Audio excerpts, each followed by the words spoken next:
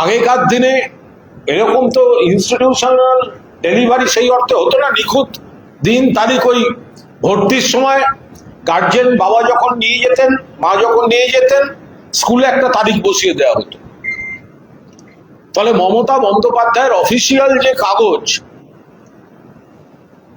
তাতে যা বয়স এবং বাস্তবে এখন যা বয়স, বয়স অনেকটা কম। আপনি বয়স তুলে কথা বলছেন কেন?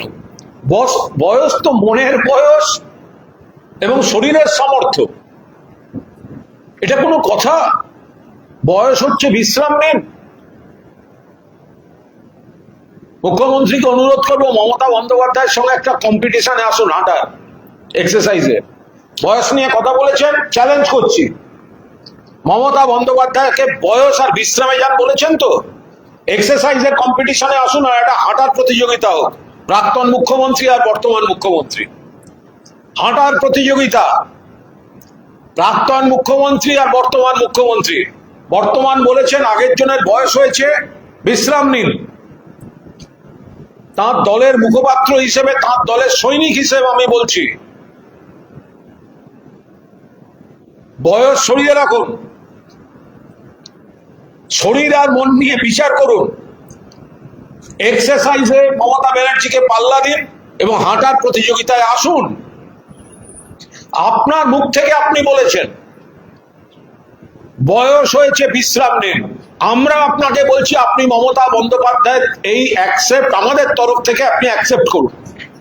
সারা পৃথিবী দেখুক, সারা পৃথিবী দেখুক, সবাই লাইভ টেলিকাস্ট করুন, মিডিয়া, সোশ্যাল মিডিয়া দেখুক এক্সারসাইজ এবং হাঁটা প্রতিযোগিতা। মাননীয় মুখ্যমন্ত্রী হ্যাঁ বলুন, অত বড় বড় কথা বললেন, হ্যাঁ বলুন। আমি আবার বলছি, মমতা বন্দ্যোপাধ্যায়ের কাগজে কলমে যা বয়স, তার থেকে তার বয়স অনেকটাই কম। কিন্তু এগুলো নিয়ে আলোচনা করাটা একটা রুচি বিরুদ্ধ।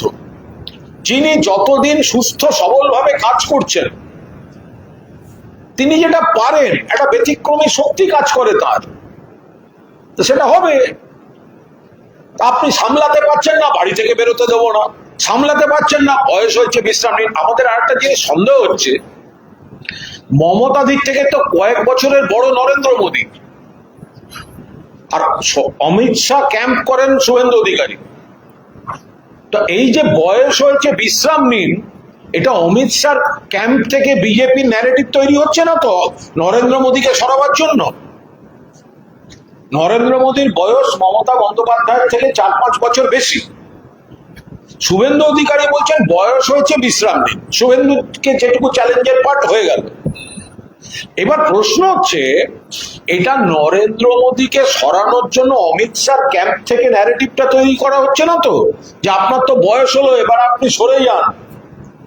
এটা হয়তো নরেন্দ্র মোদীকে সরানোর জন্য অমিত শাহ ক্যাম্প থেকে বিল্ড আপ করা হচ্ছে কিনা, সেটাও তো রাজনীতি মানে একটা সম্ভাবনার শিল্প।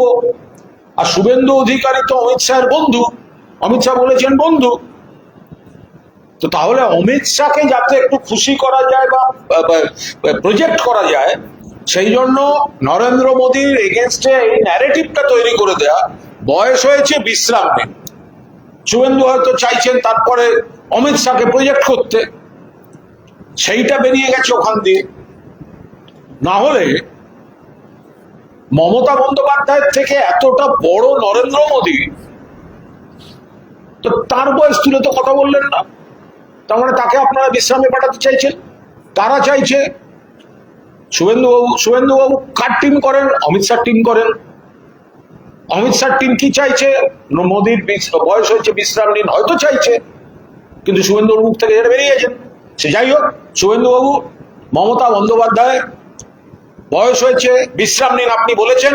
আমরা বললাম বয়স, বিশ্রাম নিয়ে মানসিকতাটা অত্যন্ত বিকৃত এবং রুচি বিরুদ্ধ কথাবার্তা বলেছেন।